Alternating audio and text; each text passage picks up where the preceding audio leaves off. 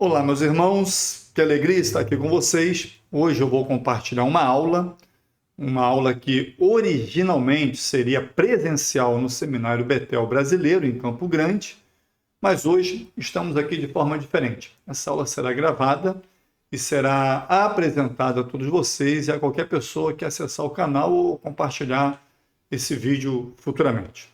Então, sinta-se em casa, respire fundo, abra o coração, porque hoje vamos mergulhar juntos no capítulo 6 do livro A Formação de um Discípulo, do autor Kate Phillips. No capítulo 6 tem o título Amar uns aos outros. Eu vou te mostrar aqui rapidinho a capa do livro. Pode ser que você também se interesse em comprar. Então tá aqui, ó. Esse aqui, capítulo 6 desse livro. Mas o livro todo é muito bacana, é muito interessante, vale a pena você adquirir aí pelos canais aí da online, certo? Então vamos lá, preparados? Vamos dar o início aqui. Já na introdução tem um versículo chave que está em João 13:35, e é bom que você leia, né, que fala, nisto conhecerão todos que são meus discípulos, se tiverdes amor uns aos outros.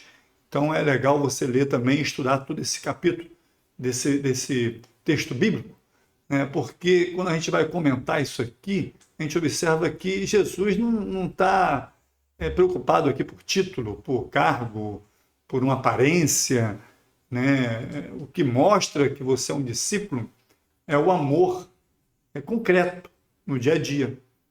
É esse amor visível, é esse amor verificável, prático, né? É ouvir antes de responder, é ajudar antes de criticar, é perdoar antes de você ter aquela reação. Quer saber se alguém realmente segue a Jesus? É só você observar como é que essa pessoa trata o próximo, trata quem está ao seu lado, trata quem anda contigo.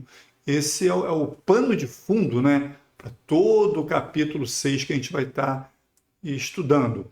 E o trecho que chama a introdução aqui, que o autor, né, o Kate Phillips, escreveu, o trecho que está aqui, o amor de uns aos outros é a marca do discipulado. Então, um trecho bastante interessante aqui nesse capítulo. Nesse trecho, o que esse autor está afirmando? Está afirmando que o verdadeiro crachá, a identidade, né? Só um minutinho, tomar água. Desculpa, gente, vamos lá.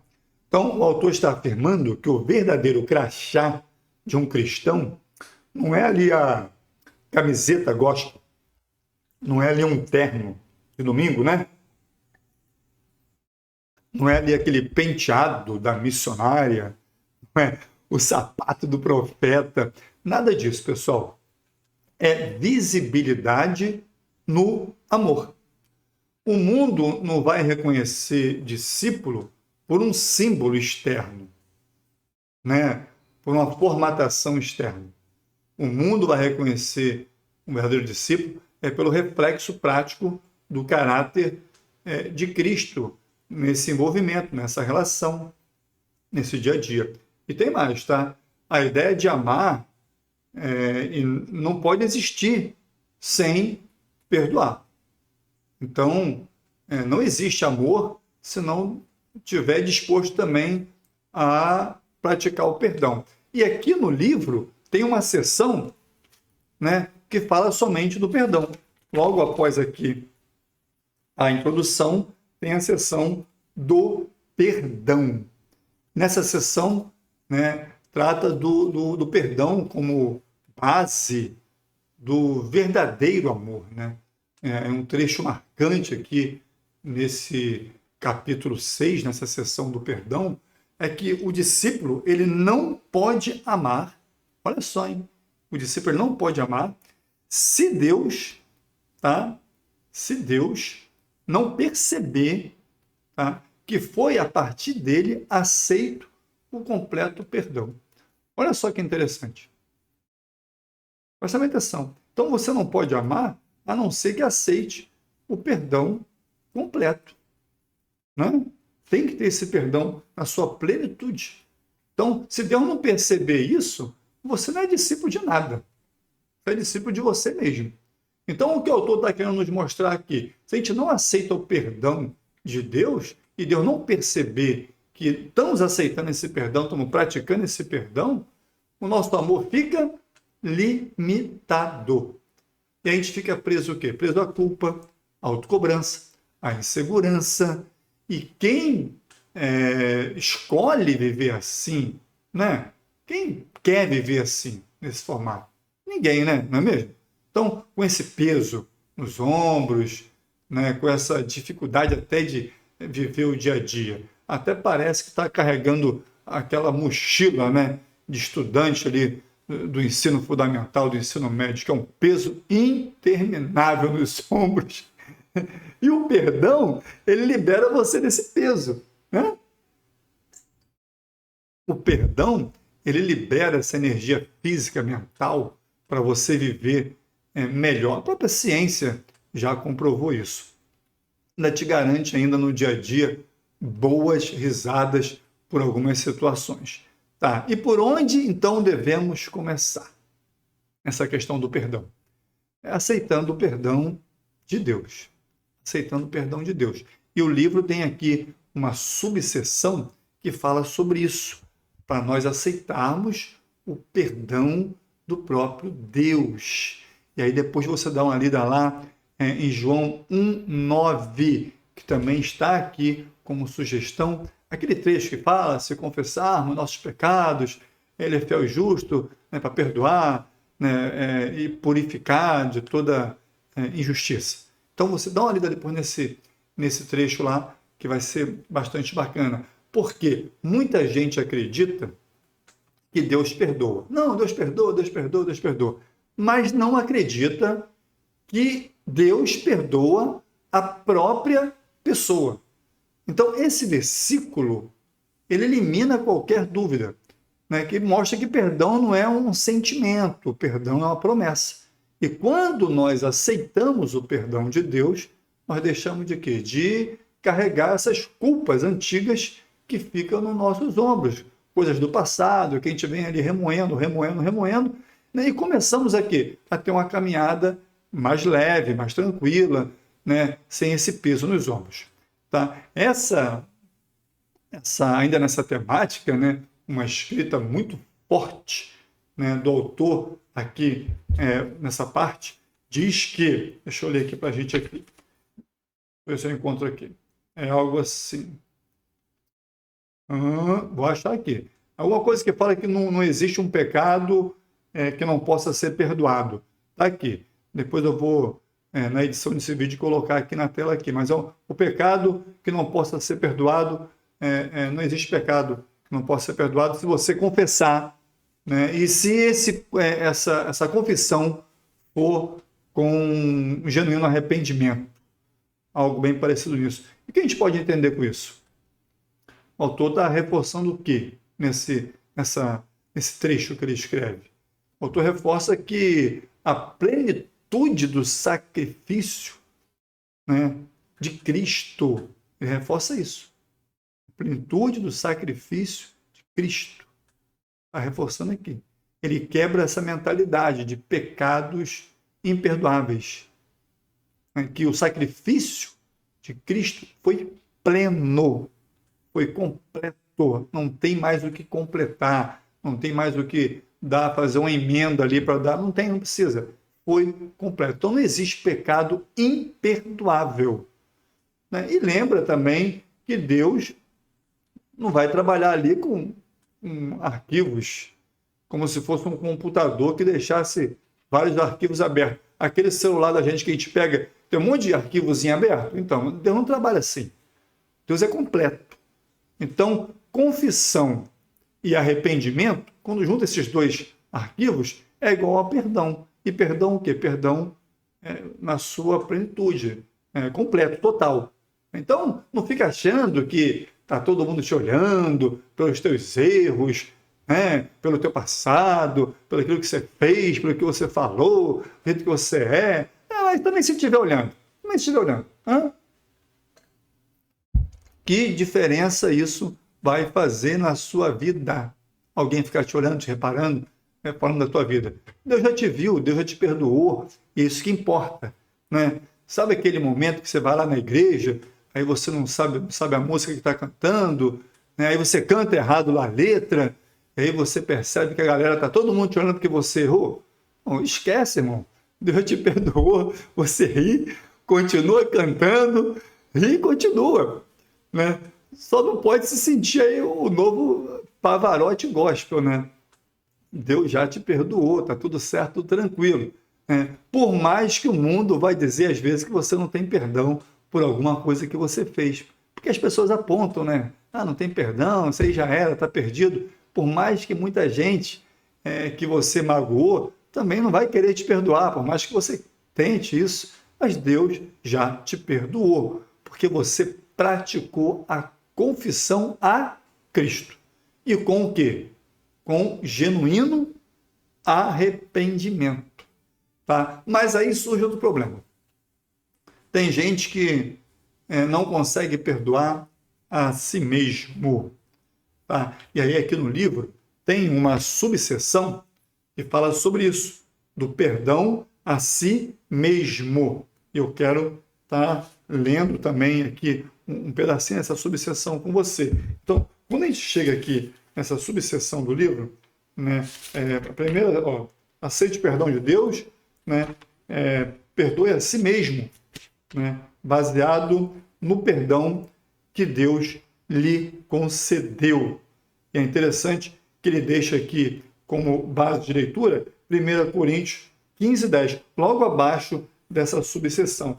E se a gente for pesquisar aqui a 1 Coríntios 15:10, a gente vai achar aquele texto, né, que fala da graça, né, mas pela graça que Deus, sou eu, sou o que sou, né, a sua graça para comigo não foi vã. Depois você dá uma lida também nesse trecho, Paulo escrevendo, né, todavia, não eu, mas a graça de Deus está comigo. Então é interessante você também ler esse trecho. A gente não vai ficar lendo todos os trechos bíblicos aqui, senão essa aula vai demorar muito tempo. Tá? Então, perdoar a si mesmo não é um perdão independente. Olha só que interessante isso aqui.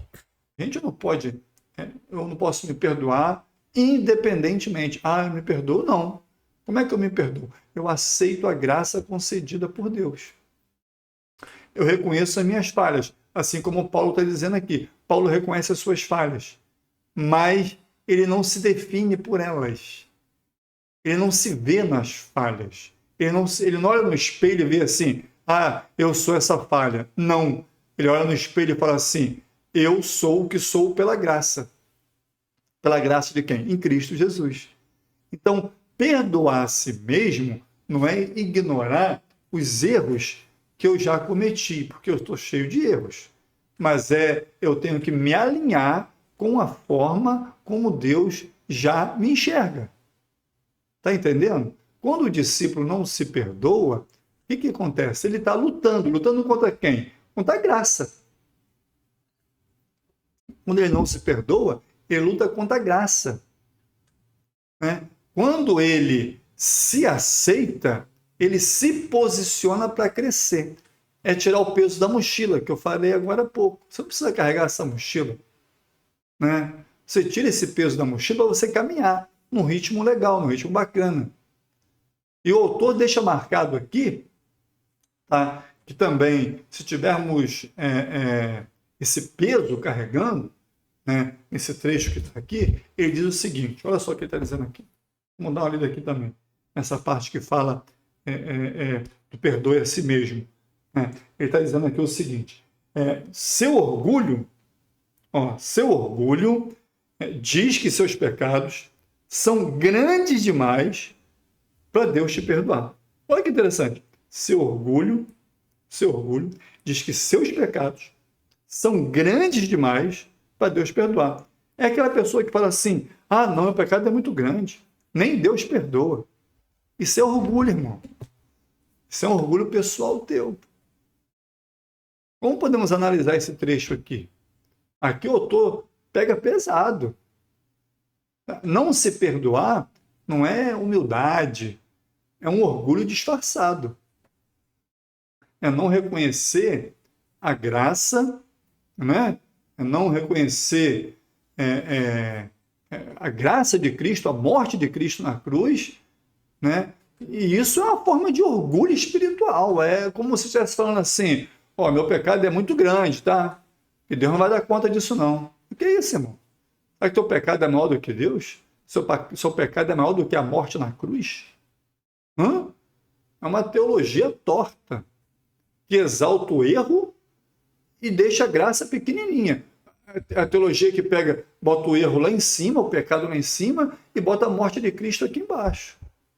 É como se o pecado fosse maior do que a morte de Cristo. E não é. Então, o autor está o quê? Denunciando o que aqui? A raiz de um problema. O problema não é um trauma. O problema é o orgulho espiritual. Pô.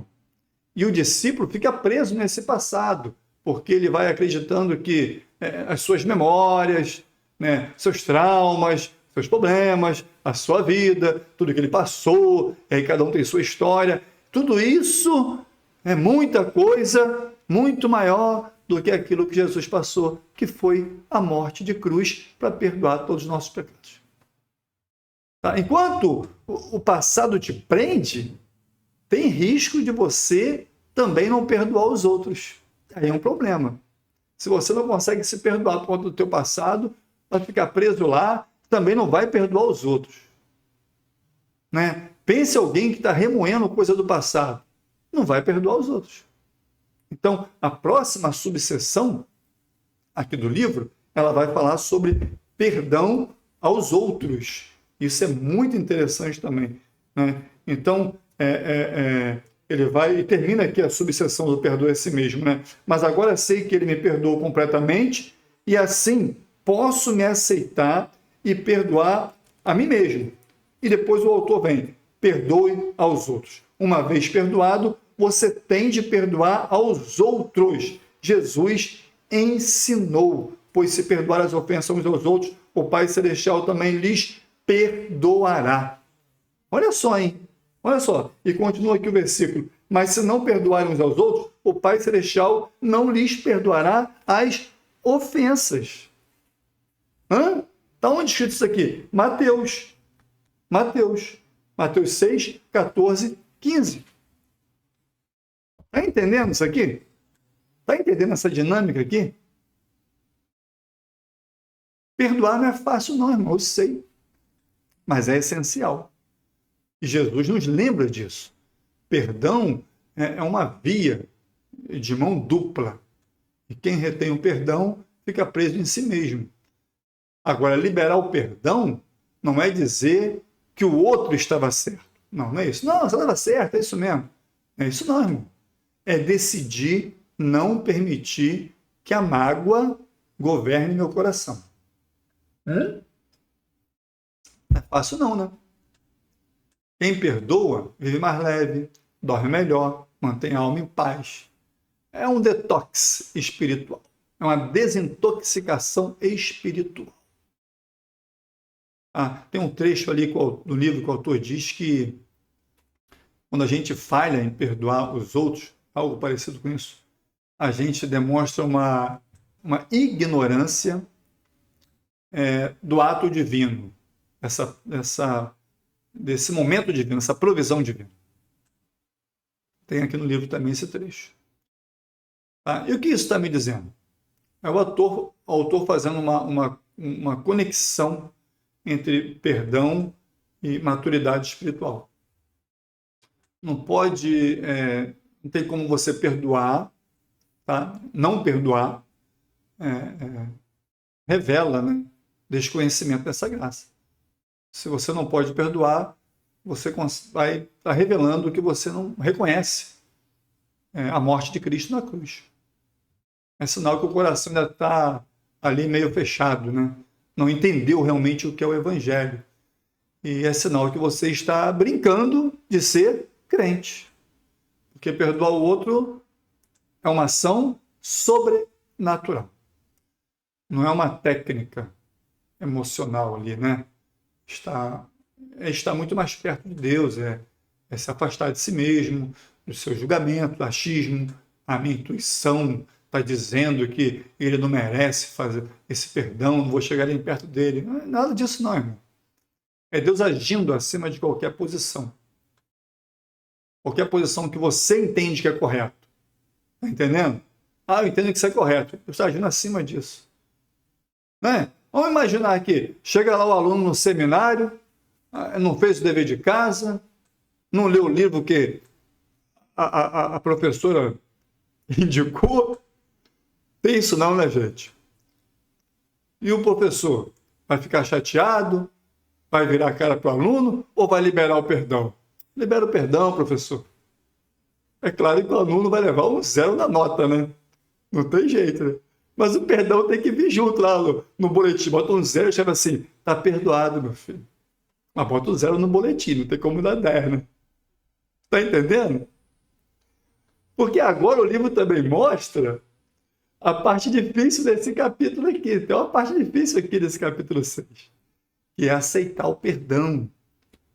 Porque nem sempre a pessoa vem te pedir perdão e traz uma caixa de bombom, né? Um chocolate. Mas não é aquele chocolate vagabundo, não, né? Aquele chocolate bom. Não é isso? E aqui tem uma subseção que fala sobre isso, para você aceitar o perdão dos outros. Então é interessante também você observar isso. E aí a gente, se for dar uma lida lá em Colossenses 3,13, se eu não me engano é isso que está aqui no livro, suportando-vos uns aos outros, né? Perdoando uns aos outros. Hein? Como é que faz isso, irmão? E aí, se não me falha a memória, o versículo termina assim, assim como Cristo também perdoou. Olha só, irmão. Pelo amor de Deus, gente. Às vezes é mais fácil aceitar o perdão do que dar. Irmão, Cleito, está muito embolado isso daí. Ah, não, irmão, a gente vai desembolar rapidinho isso aqui. Orgulho e vergonha, eles competem pelo mesmo espaço. Mas nesse texto que eu citei agora, Paulo nos lembra, nesse texto bíblico que eu citei agora, Paulo nos lembra o quê? Se Cristo nos perdoou, quem somos nós para rejeitar o perdão de alguém? Aceitar perdão é ato de humildade, que restaura relacionamentos, fortalece vínculos. Quem aceita o perdão se torna o quê? Mais humano, mais semelhante a Jesus. Isso aí é sobrenatural, irmão. E aí, o autor aqui deixa uma frase de impacto, que eu quero ler nesse trecho também com você, né? Uma frase de impacto interessantíssima, aqui na subseção Aceite o Perdão dos Outros, que diz o seguinte: falhar em aceitar o perdão é pecado. Meu Deus do céu, hein? Falhar em aceitar o perdão é pecado. Olha aqui, ó. Quando, porém, alguém lhe perdoa, você tende a aceitá-lo rapidamente. Falhar em fazer isso, ou seja, falhar em aceitar o perdão, é pecado. Indica que você acredita mais na ofensa contra essa pessoa, que foi muito grave, e que o poder de Deus não é o suficiente para capacitá-la ao perdão. Gente, é isso. Se você não entender isso aqui escrito, falado, a gente vai ter que desenhar aqui no vídeo. Como é que a gente interpreta o que o autor está falando aqui? Como é que a gente faz isso? Rejeitar o perdão de alguém não é só falsa humildade. É negar a obra de Cristo naquela pessoa. É um desrespeito espiritual. Tá? Então, se a pessoa vem te pedir perdão e você não aceita, é desrespeito espiritual. Não por ser uma infração moral isolada, não. Não é isso, não. Mas porque rejeita a obra da graça. Isso prolonga o quê? Prolonga uma dor, uma divisão. Quando não há barreira entre pessoas, o amor de uns aos outros é a alternativa que resta. Não aceitar o perdão é como você criar uma barreira, como você criar um muro entre um e outro ali. E me desculpa, na Bíblia não está dizendo que Deus criou muro, que Jesus criou barreira. Na verdade, está dizendo o seguinte, que o Deus que eu conheço, que você conhece, ele é especialista em derrubar muralhas. Então, mediante essa pauta de perdão, quais diferenças entre perdoar alguém, aceitar o perdão de outra pessoa? Então, você vai anotar aí rapidamente, né? Perdoar o outro, o que é? Eu tiro você da minha prisão. Aceitar o perdão, o que é? Eu aceito sair da sua prisão. Beleza até aqui? Entendeu? Então, perdoar o outro, eu solto o outro. Aceitar o perdão, eu deixo o outro me soltar. Perdoar o outro, trata da mágoa que ficou em mim. Certo? Aceitar o perdão, eu trato da culpa que ficou em mim. Então, é isso que a gente está falando aqui sobre o perdão. É tipo assim, quando alguém te pede desculpa de alguma coisa, aí você pensa assim, ué, eu nem estava com raiva. Me pediu desculpa, eu nem tinha ligado para isso. Isso é aceitar o perdão. Isso é o perdão verdadeiro. Né? Aí você descobre que você estava ali com aquela cara feia, né? Aquela cara de bravo, né? De vilão de filme, mas que no fundo era só a cara mesmo. Não tinha nada de bravo, não. Né? Agora, por falar em filme, vamos aqui para a próxima sessão aqui do capítulo 6 do livro, e a gente vai debruçar aqui um pouquinho nela, né? Já falamos aqui do perdão, vamos falar aqui da parte onde trata sobre comunidade, né? Comunidade. Vamos lá ver aqui, ó. Está na página 70 do livro, né? Na parte da seção de comunidade. E ele traz aqui o Mateus 3,14, já no início aqui, né? Bacana aqui, ó. Olha só, nesse fala o seguinte, ó, não se pode experimentar o verdadeiro cristianismo em isolamento. Olha só o que ele fala aqui. Aquele crente do eu sozinho não existe, tá? Se a gente for ler lá em Mateus 3,14, a gente vai ver aqui, ele próprio escreve aqui, que o ato inicial do ministério de Jesus foi chamar logo 12 para que estivesse com ele. Então, se a gente ler Mateus 3,14, vamos encontrar esse fato. Também está logo aqui na seção de comunidade. Então, vamos falar um pouco dessa questão de comunidade que está falando aqui no livro. Jesus chama aqui os discípulos para quê? Para estarem com ele. Primeiro, Jesus quer que faça o quê? Esteja comigo. E depois? Depois eu vou enviar. Então, antes de enviar, Jesus quer estar junto com os discípulos. Ou seja, comunidade não é uma estratégia, é uma identidade cristocêntrica. Estar junto de Cristo e uns dos outros molda o nosso caráter, dá direção e vai fortalecendo a nossa fé. Irmão, ninguém amadurece isolado, não. Um ermitão, não. Vendo lá na montanha sozinho. Para você crescer, tem que ter convívio. Tem que ter atrito. Tem que ter desentendimento, às vezes. Mas também tem abraço. Tem um exemplo. A comunidade é o lugar onde o discipulado vai acontecer ao vivo, a cores, na vida real. E o autor, ele escreve aqui essa pérola que o ato inicial de Jesus foi chamar 12. Primeira coisa que Jesus faz, vou escolher 12. Para quê? Para estar comigo. lado a lado. 12 do quê? Perfeito? 12 santos? 12 cara show de bola? Que nada, irmão. 12 maluco muito doido, cheio de defeito. Que isso? Misericórdia. Pensa nesses 12 caras. Ruim pra caramba. E o que a gente aprende com isso? Jesus começa seu ministério o quê? Montando uma comunidade. Começa seu ministério montando uma comunidade. Jesus fez culto? Ah, vamos fazer um culto aqui? Não, não teve isso não. Ele fez uma conferência? Vamos montar uma conferência. Vamos alugar ali o Rio Centro, aqui no Rio de Janeiro. Vamos fazer uma conferência. Não, não teve isso não, irmão.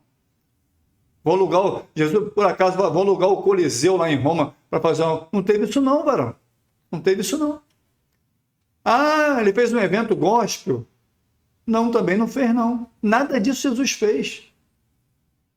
Ele começou seu ministério montando uma comunidade. E o autor usa isso como um argumento bacana nisso, né? Um argumento teológico, podemos dizer assim, de discipulado como uma convivência, que não existe um discipulado sem uma comunidade, não existe um discipulado sem você estar perto um do outro, sem estar junto, se alegrando junto, tendo problema junto, chateando um com o outro, brigando um com o outro e perdoando um ao outro. Isso é o quê? Comunidade cristã. Hã? Já participou lá na sua igreja ou no seu trabalho, seja onde for, lá na sua casa, do amigo secreto? Já, né? Aí você escolhe uma pessoa, compra um presente caro, aí raspa o cofrinho para agradar quem você tirou no amigo secreto, para poder agradar a pessoa, para ficar feliz. Aí o camarada que te tira, que você conhece o cara que te tirou, né? Vai te dar um par de meia, mano. Pô, aquela meia, 3 por 10 reais. Misericórdia. E você sabe, cara, aquele camarada podia te dar um presente legal, cara. Mas te deu um par de meia. O que você faz? Viver em comunidade é isso, irmão. É vida real. Você tem que dar risada. Você tem que dar uma gargalhada, né? Chama ele, tira foto com um par de meia, abraça esse irmão e você vive em comunidade. Para isso, você precisa entender onde começa essa comunidade. Onde começa? Como é que eu identifico o início de uma comunidade? E tem um trecho aqui no livro que vai falar sobre isso. Porque se você não entender isso, você não vai conseguir viver em comunidade. Porque a comunidade, aqui na subseção do livro, na subseção de comunidade, né, tem a seção comunidade e a subseção. A comunidade é o seu elo com Deus. Então a comunidade começa no seu elo com Deus. Vamos dar uma lidinha aqui nessa sessão também, rapidamente? Eu não quero estender muito esse vídeo, né? Mas não tem como não estender. É um assunto bacana desse. A comunidade é o seu principal elo com Deus. Cristo é o cabeça do corpo e Deus é o cabeça de Cristo. Depois você lê lá em Efésios 1, 22 e 23 e 1 Coríntios 11, 3 também. Se você não faz parte de um corpo cristão, está fora do propósito corporal e criativo de Deus para o seu povo e perde seu mais importante elo com Deus. E qual é o que o autor está dizendo? Que o mais importante elo com Deus é a comunidade. Já pensou nisso? Igreja não é um clube espiritual. É o corpo de Cristo. E esse corpo tem um cabeça. Pensa num corpo, tem um cabeça, que é Cristo. Beleza? Se tem cabeça, tem membros. Estamos juntos aqui na ideia? E se tem membro, né, dentro dessa comunidade, que chamamos de igreja, pensa comigo aqui. Ou seja, é por meio dela que Deus vai tocar, falar, corrigir, fortalecer. É nesse formato. Então, participar da comunidade é participar de quê? Da vida com Jesus. Se alguém tentar viver essa fé aí sozinho, perde as experiências, conselhos, perde a proteção do cabeça, perde a direção do cabeça. Perde a direção daquele que Deus está escolhendo para dar um direcionamento ao corpo, das pernas que vai andar, do braço que vai se mover.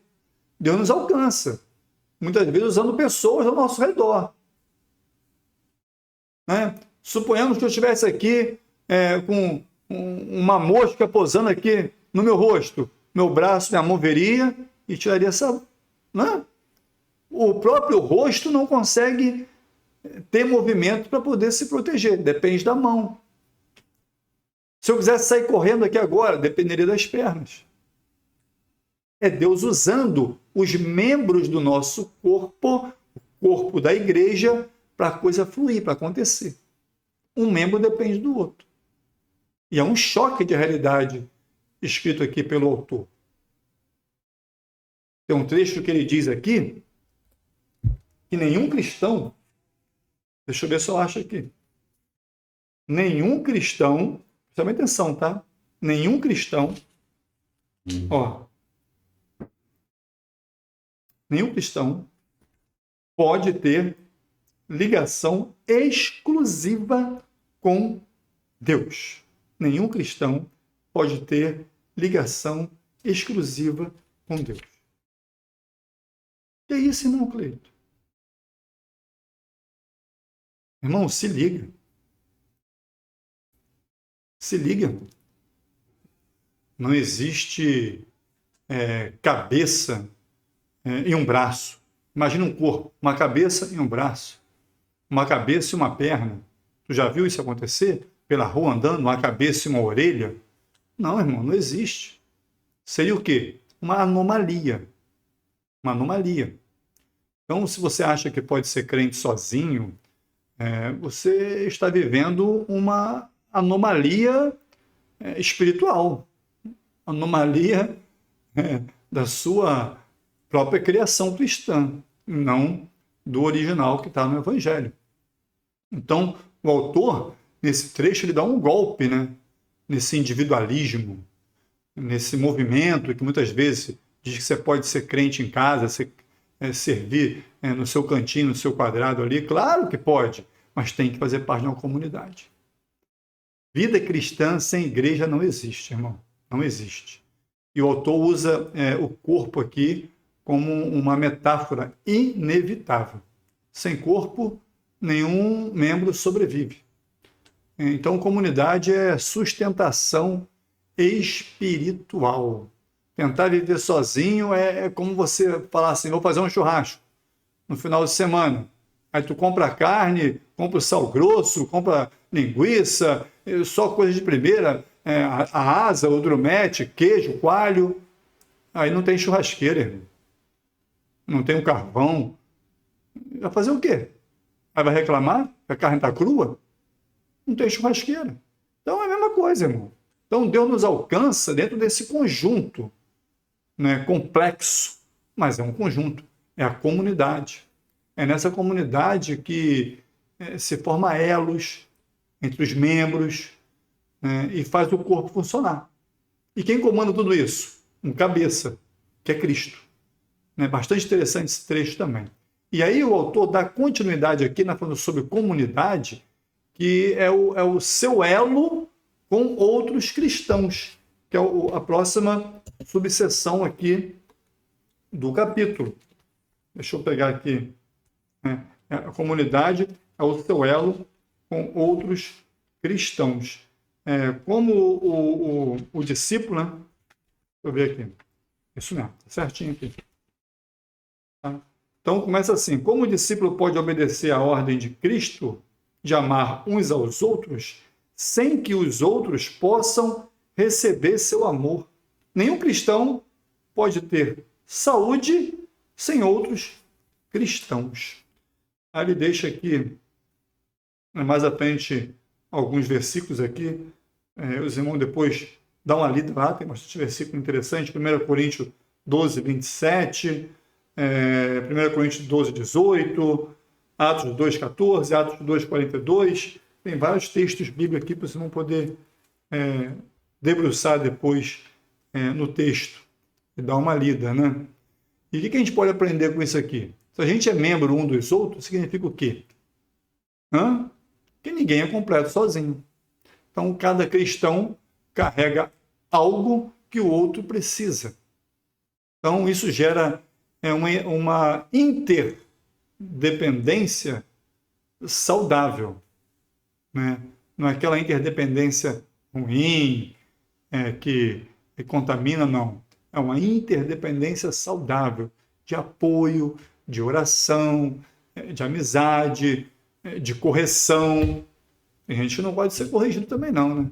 Serviço, tem gente que também não gosta muito também, não, né? Tem um negócio para fazer, ó. Eis-me aqui, Senhor, envia ele ali. Não, não é assim não, irmão. Se coloca à disposição, pô. Então, quando a gente entende, né, que pertencemos uns aos outros, fazemos parte do mesmo corpo, a gente deixa de competir. A gente começa a cooperar. Então, acaba aquela competição boba, fica às vezes dentro de igreja, né, aquele ciúminho besta, que não serve para nada. Então, é assim que a fé fortalece, é assim que a fé cresce. E testemunho, Cristo brilha, né, na face de uma igreja que vive assim, né? O autor aqui, ele também destaca que em um trecho aqui, que a Bíblia nunca fala, né, de uma pessoa que está dentro desse corpo, dentro dessa igreja, e que não tem função nenhuma. Não faz nada. É um à toa. Não, esquece isso, irmão. Não existe isso, não. Sempre tem algo para ser feito. É você que às vezes está com preguiça e não quer se colocar à disposição. Ah, vou esperar me chamar. Não espera não, irmão. É hora para o teu lado. Vê quanta coisa tem que fazer dentro dessa obra cristocêntrica. Então, não existe ali, o autor também afirma isso, não existe ali um crente que fique na plateia, que fique como espectador, que fique ali só assistindo. Não existe isso não, mas não é ser crente não. Não é ser crente não, é qualquer outra coisa, menos crente. Então, fazer parte desse corpo, que é a igreja, vai implicar também você trabalhar para esse corpo. Envolve responsabilidade, envolve ali todos os atributos de um corpo. Né? Imagina eu estou aqui conversando com você, aí de repente meu coração fala assim, não, agora eu vou tirar hora de almoço, vou parar de trabalhar, o coração para. O que vai acontecer, irmão? Parou o corpo. O intestino, o cérebro, a vista, ninguém pode parar aqui não, irmão. Todo mundo tem que funcionar. Se parar, tem problema. Está doente. E quando um dos membros desse corpo de Cristo para, é porque ele está doente. Precisa de tratamento, precisa de médico. E tem um médico, que é Cristo.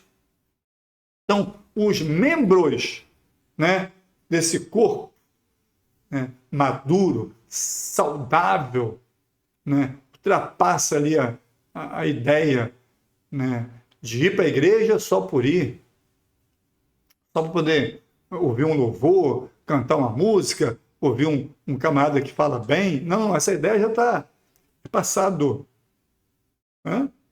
Também está escrito aqui. Isso o autor faz uma denúncia aqui desse cristianismo de consumo, que vai lá só por conta do louvor, só por conta da pregação, né? Só por conta daquela palavra boa, motivacional. Isso é cristianismo de consumo. Não é legal não, irmão. Isso aí não é ser crente não, tá? Isso é ser consumista gospel. E a verdadeira identidade da igreja é no relacionamento um com os outros. juntinho ali, caminhando ali, com problema, com briga, confusão, e junto. Unidade. Não é uniforme, é com unidade. Uniforme todo mundo pensar igual, e não vai ter não, irmão. Não vai ter. Não vai ter, esquece. Então, cada um vai ter que abrir a sua própria igreja e ficar sozinho lá dentro. Para ser uniforme. Porque você não vai achar ninguém que pense igual a você, que fale igual a você, que age igual a você. Sempre vai ter alguém diferente para não concordar contigo. Então, você tem que aprender a participar disso daí. Ser ativo. Tá? Ir para a igreja não pode ser para você um evento semanal. Amém? Vamos concluir aqui então? Irmãos, minhas irmãs, a gente vai concluir essa aula aqui.